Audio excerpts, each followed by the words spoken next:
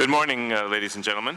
NATO's 28 allies are very pleased today to be able to meet with the foreign ministers of Bosnia and Herzegovina, Georgia, Montenegro, and the former Yugoslav Republic of Macedonia.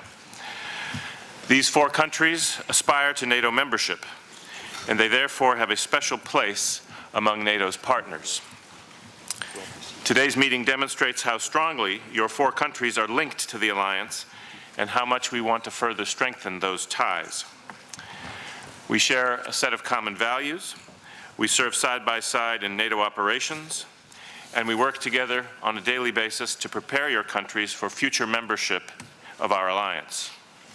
So today's meeting offers an excellent opportunity to have an exchange of views on the main summit agenda issues.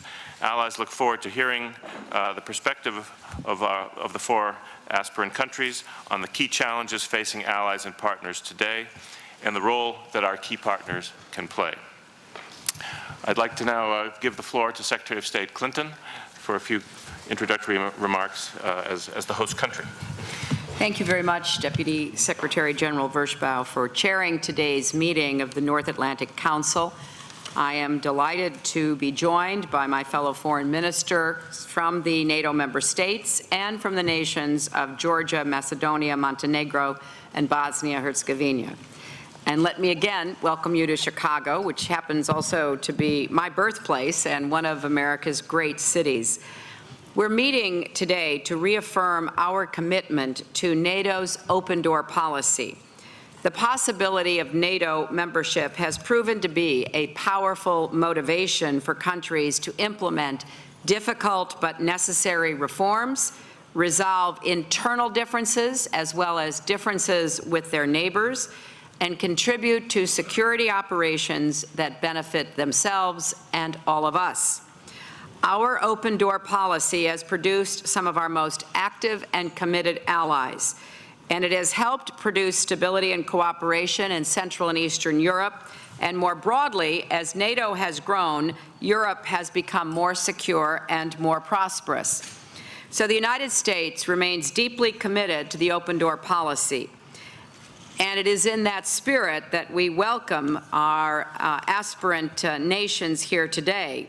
We support their aspirations for Euro-Atlantic integration, and we will keep working with each of them, both bilaterally and through NATO, to help them implement, finally, the reforms needed to meet the standards for membership.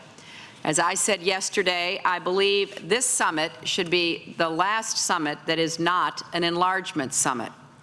To speak just briefly about each aspirant, Georgia will become the largest non-NATO contributor to the ISAF mission in Afghanistan this fall, and we are very grateful for its contributions.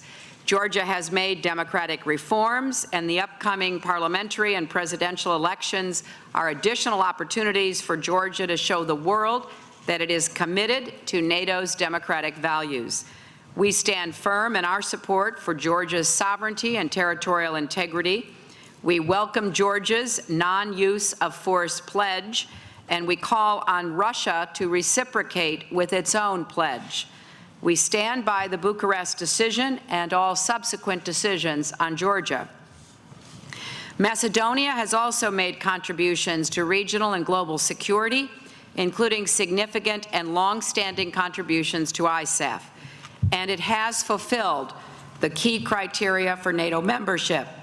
We strongly support a resolution of the ongoing name dispute and urge the parties to reach an agreement so Macedonia can join the alliance as soon as possible. Montenegro, too, has made contributions to ISAF and reforms in its military and security services, which we applaud. The U.S. plans to send an advisor from the Department of Defense, and we welcome similar initiatives by other allies to support Montenegro's efforts to implement the remaining reforms for NATO membership. Support for NATO membership is growing among the Montenegrin people, and we encourage efforts to continue increasing public awareness and understanding. Finally, regarding Bosnia and Herzegovina, we welcome the political agreement on defense properties, and now we urge that it be implemented. and we encourage Bosnia, Macedonia, and Montenegro to continue pursuing regional initiatives like the Balkan Regional Approach to Air Defense, as well as natural disaster preparedness and the joint ISAF deployment by the Adriatic 5 group. Regarding all these countries, as with any country that wishes to join NATO, we look to them to demonstrate that they share our values and they are willing and able to meet the standards for membership. And we promise to help them as they do so, because this is in our interests. We know it can be a lengthy and challenging process, but we need to stick with it and remember our ultimate goal, a stronger, more durable, more effective NATO. In 1949, we were 12 nations. Now we're 28.